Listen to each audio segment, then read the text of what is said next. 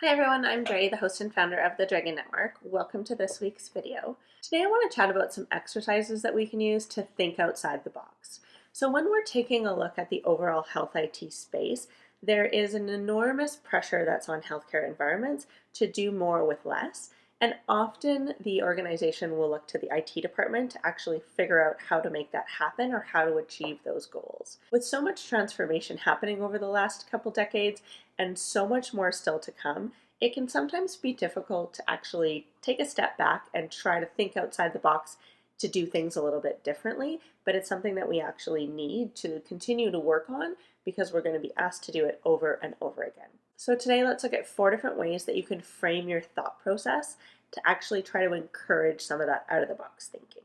So number 1, try to remove a resource from the process that you're looking at. So if something has been identified as an area that you're looking for improvement or somewhere that you'd like to transform, there's always a number of resources that are at play.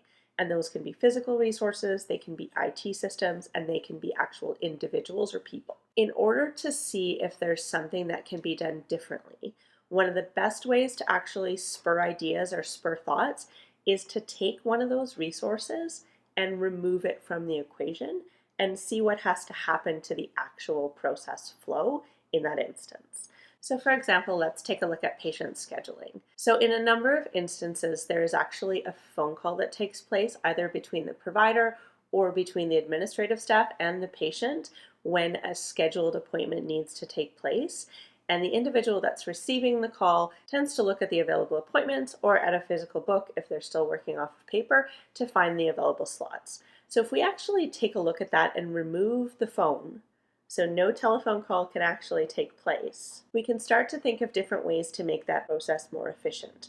We can consider different avenues that the patient might take in order to interact with the system. We can look at what details need to actually be present in order to successfully achieve the booking, and we can look at whether or not any of these actions would actually speed up the process or make it more favorable from a patient experience perspective. So the second one is one we may not think of to do very often, but it's actually to check other industries to see what they've done for a similar type of flow. An example I'll give you of this is if we look at food delivery in the hospitality space for hotels. So room service is actually something that's not too different from delivering meals to patient rooms.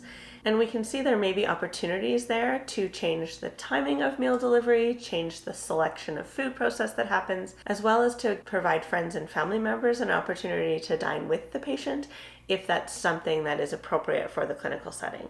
Of course, we always need to keep in mind what the parameters are for food delivery and for food ordering and make sure that those are in line with what the patient needs. But there's a lot of opportunities there if we just take a step back and look at what the hospitality industry has done. Another example in this space would be supply chain. So if we look at hospital supply chain and how we interact with our supply chain management departments with respect to delivery, replenishment, and movement of supplies throughout the facility, if we consider how those same type of activities are taking place in different areas, so if we look at, say, Amazon delivery, and see what happens in that warehouse space, we can sometimes come up with some innovative ideas that we could try incorporating into the healthcare IT world. So the third exercise is one that I find quite challenging, but I tend to work on fairly frequently, and that is to take the process flow that you're looking at or the activity that you're trying to think around and to work backwards. So start from the end outcome goal and try to think through all of the process steps, all of the interactions, all of the systems from the end to the beginning instead of the beginning to the end. So when you do this, you actually start to have different thought processes that can trigger different ideas along the way, and they may not have been things that you thought about if you were doing it sequentially. So the fourth and final exercise that I like to use for thinking outside of the box is to change your perspective. So for a number of problems that we're looking at in the IT space, we tend to look at the workflow or the process steps from the perspective of the clinician or from the perspective of an IT staff member in whichever role that you happen to be in. So when you're trying to think outside the box, it can sometimes help for you to switch to a different lens. So for example, you could try to be the patient in the scenario, drawing on your own experiences or experiences of your friends and family as they interact with the healthcare space. Seeing things from a different perspective can actually spur some ideas and can help you frame the entire situation in a different light, which actually helps us to become much more innovative. If you're switching to the patient perspective in particular, the other thing that it does is it can actually increase your odds of improving the patient experience. So those are just 4 exercises and my 4 go-to methods for trying to look at a situation and think outside the box. I would love to hear what some of yours are and whether or not you think thinking outside the box is actually a skill that we can develop or whether it's something that only certain people have the ability to do.